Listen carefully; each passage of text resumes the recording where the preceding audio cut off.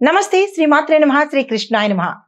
November నెల 1వ తారీఖు 2025 నాటి మేషాది ద్వాదశ రాశుల వారికి గ్రహస్థితులు ఎలా ఉంటున్నాయి, ఆ గ్రహాలు ఇచ్చే ఫలితాలు ఎలా ఉంటున్నాయి, ఈ నెలైనా ఏమైనా మార్పు చేర్పులు ఉన్నాయా అని ప్రతి ఒక్కళ్ళు ఉత్సాహంగా వెయిట్ చేస్తుంటారు. హిట్ టీవీ భక్తి ప్రేక్షకులకు స్వాగతం.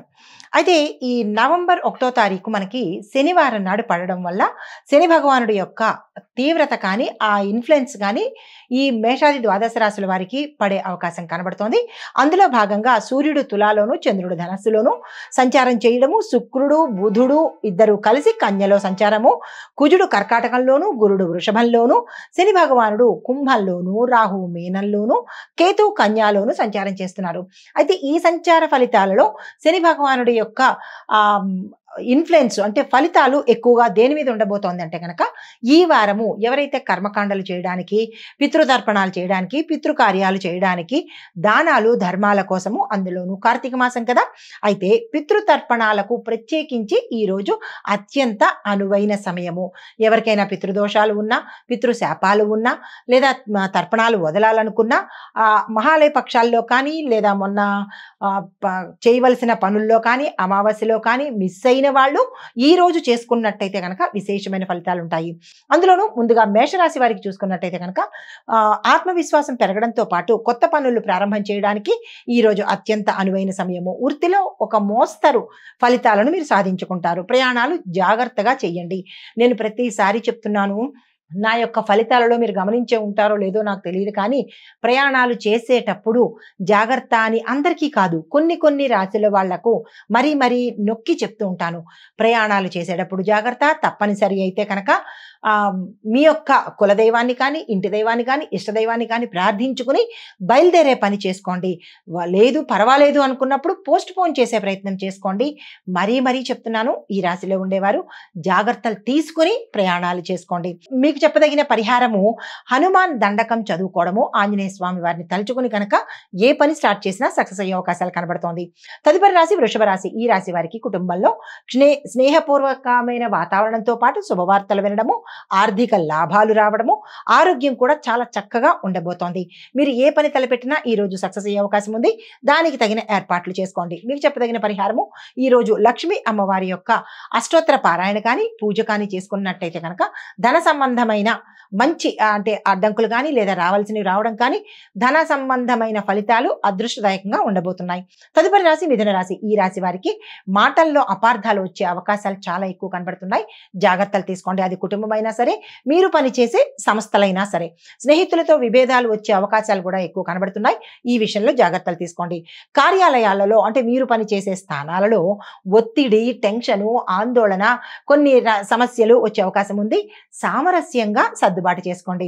మీకు చెప్పదగిన పరిహారము విష్ణు సహస్రనామ పారాయణ తప్పనిసరిగా చదవాలి. తదుపరి రాశి కర్కాటక రాశి. ఈ రాశి వారికి ప్రయాణాలు చాలా శుభవంతంగా ఉంటాయి.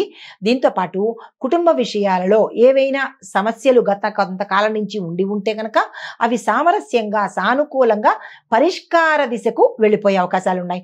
ఉద్యోగంలో పురోగతి కనబడుతుంది. మీకు చెప్పదగిన పరిహారము శని భగవానుడికి నువ్వుల నూనె దీపం పెట్టినట్టయితే కనుక మంచి జరిగే అవకాశం ఉంది.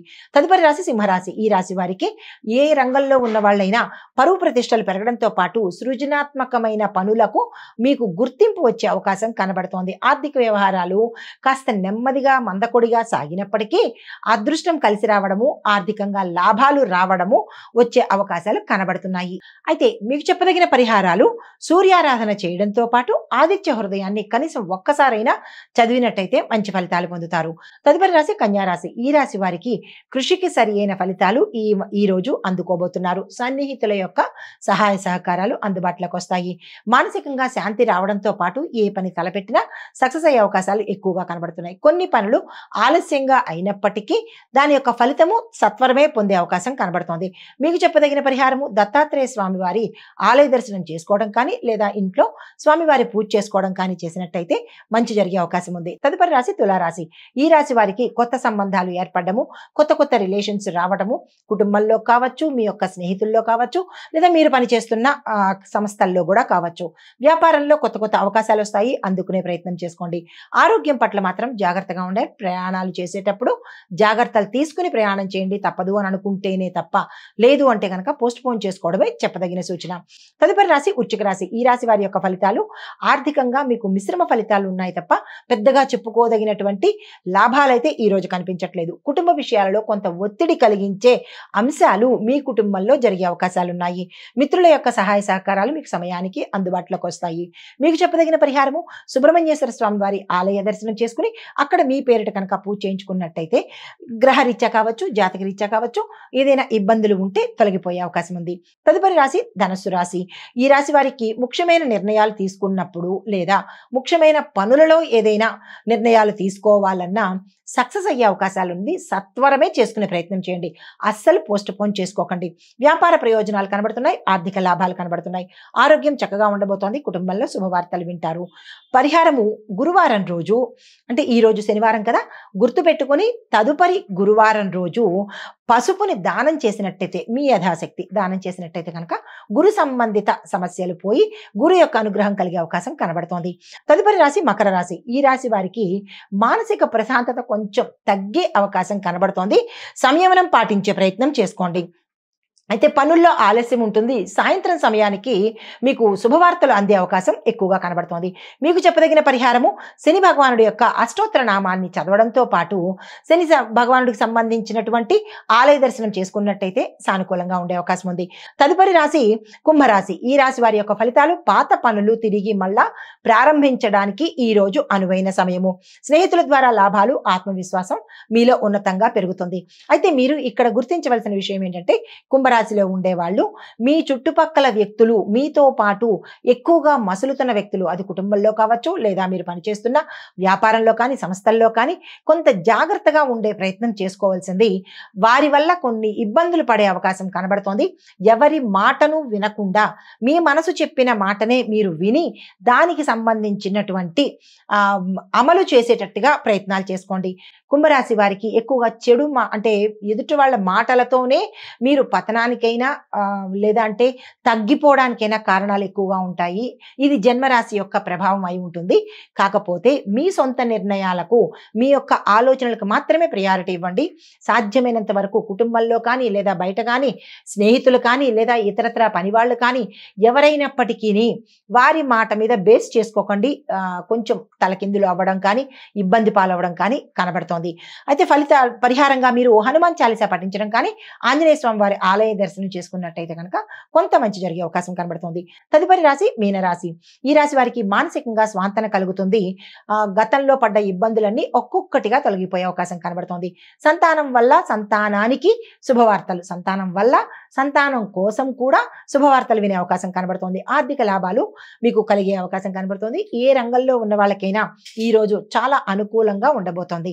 మీకు చెప్పదగిన పరిహారము రాహు కేతువుకు సంబంధించి దోష నివారణ చేయించుకున్నట్టయితే కనుక కొంత మంచి జరిగే అవకాశం ఉంది. దీంతో పాటు పక్షులకు ధాన్యాలను వెయ్యండి. మీ చేత్తోనే ఏదైనా పక్షులు కానీ, ఆలయంలో ఉన్న పక్షులకు కానీ, మీ ఇంటి దగ్గర ఉన్న పక్షులు కానీ ధాన్యాన్ని మీ చేత్తో వేసే ప్రయత్నం చేసినట్టయితే కనుక రాహు కేతువుల యొక్క దోషం నుంచి తప్పించుకొని సానుకూలమైన ఫలితాలు పొందే అవకాశం కనబడుతోంది. నమస్తే. అయితే ఈరోజు ఓవరాల్ గా చూసినట్టయితే కనుక సమగ్ర సూచన ఏంటంటే, శనివారం కావడం వల్ల ప్రతి ఒక్కళ్ళు క్రమశిక్షణతో ఉండేటట్టుగా ఉంటే శని భగవానుడి యొక్క అనుగ్రహం పొందుతారు. దీంతో పాటు వినయంగా ఎవరైతే నడుచుకుంటారో, మోసం చేయకుండా, ఎదుటి వాళ్ళని హేళన చేయకుండా, శని భగవానుడికి ఇష్టమైన లక్షణాలు కలిగి ఉంటారో వారికి ఏ ఇబ్బందులు ఉన్నా దూది పింజల్లాగా ఎగిరిపోయే అవకాశాలు ఎక్కువగా ఉంటుంది. ఈ రకంగా చూసుకోండి. అయితే ఓవరాల్ గా 12 రాసుల వాళ్ళు ఏ దానాలు ఇవ్వాలనుకుంటున్నారు అంటే కనుక ఇవ్వవలసిన దానాలు నల్ల నువ్వులు, నల్ల బట్టలు, నూనె. శని భగవానుడికి ప్రీతికరమైనవి కాబట్టి ఇవి దానంగా ఇచ్చుకున్నట్టయితే ఓవరాల్ గా మీ జాతకంలో శని భగవానుడి యొక్క దోషాలు ఉంటే తొలగిపోయి మంచి జరిగే అవకాశాలు ఎక్కువ కనబడుతున్నాయి. ఇది మేషాది ద్వాదశ రాశుల వారికి నవంబర్ 1వ తారీఖు ఫలితాలు, సూచనలు, పరిహారాలు. నమస్తే.